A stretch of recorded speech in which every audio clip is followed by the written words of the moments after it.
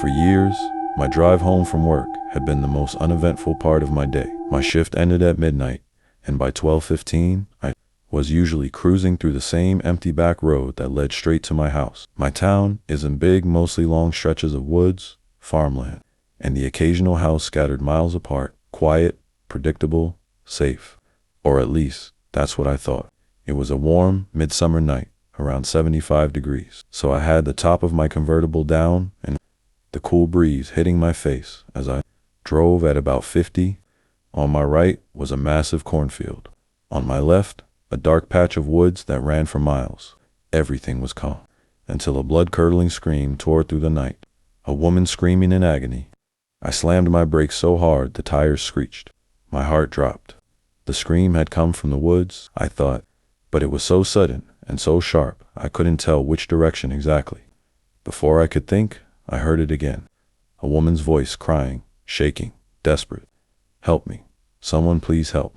Without hesitating, I jumped out of my car, grabbed a metal baton I kept in the back seat for emergencies, and stepped toward the woods. "Who's out there?"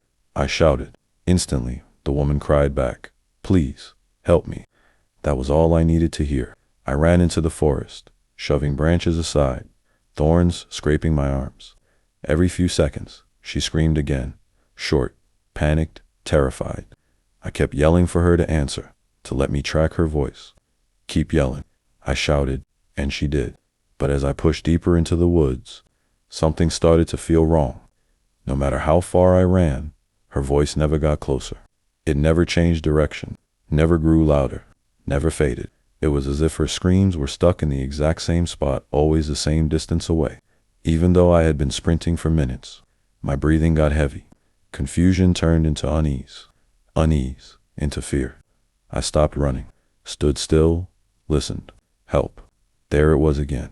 The exact same distance, the exact same tone. Something inside me finally snapped into clarity. This wasn't normal. This wasn't right. This felt like a trap. I spun around and bolted back the way I came. Branches whipped my face. Roots caught my feet, but I didn't care. I ran harder than I ever had in my life. And soon, through the trees, I saw the faint flash of my car's headlights. But the screaming didn't stop. "Help me." Still the same distance. Still right behind me. Like the voice was following me out of the woods. My skin crawled. I didn't look back. I jumped into my car, slammed the door shut, and drove off faster than I ever had. My hands were shaking so badly I could barely dial 911, but I did. I reported the scream, the location, everything, but I had zero intention of returning there. The next few days, I tried to forget what happened. Told a few friends. They joked maybe it was an animal. Maybe someone pranked. Maybe I imagined it. I wanted to believe them. But exactly 1 week later, the news broke. A hiker and his dog found the dead body of a woman in those same woods. A woman in her 30s, cause of death unknown. No signs of foul play, but the location, the reporter said, was within the same general area where I had heard the scream. The woods are big, miles big, but my stomach twisted as I stared at the TV. What were the odds? Was she screaming for help that night? Was I too late? Or was something using her voice to lure me deeper into the trees? I still don't know which answer scares me more. I was driving from Brooklyn to Vermont to spend the weekend at my friend John's cabin. The plan was simple. A couple of days snowboarding and relaxing. At the time, I had two vehicles, a 2013 BMW 3 Series and a 2006 Ford F-150, and on this particular night, I was behind the wheel of the F-150. My snowboarding gear was packed in the bed of the truck, and that was about 45 minutes from John's cabin when everything went sideways. It was late, around 10 p.m. The roads were pitch black, covered in fresh snow, and completely empty. There wasn't another car for miles. I'd just gotten the truck back from the mechanic after months of frequent problems, and of course, that night was no exception. Suddenly, on one of the quietest, darkest roads imaginable, the engine started climbing into the red zone. The temperature needle skyrocketed. I slowed, pulled to the side, and waited for it to cool. After a few minutes, I tried moving again, inching forward, but almost immediately, the needle shot back into the red. The engine was overheating again. I pulled over, opened the hood, and squinted into the darkness. Snow was falling hard, and I couldn't figure out what was wrong. I tried calling John. Nothing. No signal. T-Mobile was dead in that area. I felt completely stranded. I sat in the idling truck to keep warm, debating what to do next. I tried to drive again. Same result, overheating almost immediately. I had no choice but to wait. 10 tense minutes passed before I finally saw headlights approaching in the distance. My hazards were on, and I waved frantically. The car stopped. It was a small Toyota. The driver rolled down his window. I thanked him for stopping and asked if I could use his phone. He asked if I was alone. I hesitated, then said yes. Without a word, he handed me his phone. Clearly a local. He had bars. I called John and explained the situation. He told me to contact a specific towing company and said he was heading over. After relaying my location, I made the call to the tow service. While I was on both calls, the man in the Toyota watched silently. I tried not to look, but I couldn't help feeling uneasy. When I handed back the phone, he just said, "You're welcome," rolled up his window, and disappeared into the snowy darkness. I thought I was safe. I returned to the warmth of the idling truck, turning off the headlights for a moment to gauge the darkness. The blackness outside was absolute. I couldn't see a single inch beyond the windows. To pass the time, I played games on my phone for 20 minutes, trying to keep calm.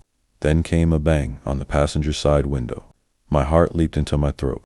I looked, shining my flashlight toward the sound.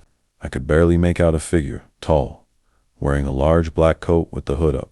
The man was pounding on the window, screaming for help. His voice was urgent, desperate. "Open the door.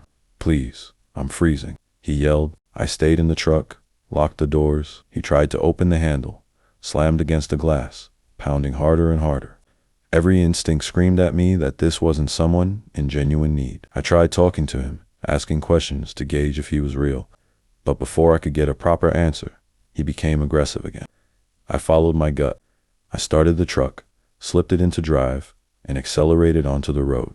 The man realized I was moving and began pounding even harder, almost as if trying to force me to stop. I pushed the truck to 30 miles per hour, ignoring the warning heat from the engine. As I crested a hill, I noticed something that made my stomach drop. The reflection of taillights on the snow. The Toyota. It was the same car from earlier. I slowed slightly and scanned the interior, expecting to see the man, but the car was empty. No one inside. I looked behind the Toyota, shining my taillights on the snow, and saw footprints. The man who had been pounding on my window had been following me, trying to trick me into opening the door. Whoever he was, he had intended something far worse. I didn't look back again. I kept driving, ignoring the damage to the overheating engine, until finally I saw headlights approaching from the other side the tow truck. Relief washed over me. I flashed my lights, and the driver pulled over. I explained everything.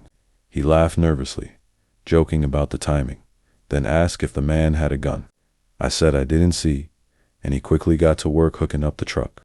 The Toyota never reappeared. The man had vanished. I used the tow truck's phone to call John and tell him to meet us at the body shop instead. To summarize the rest, John and I still went snowboarding that weekend. The body shop replaced the broken water pump causing the overheating. I sold the truck a few weeks later.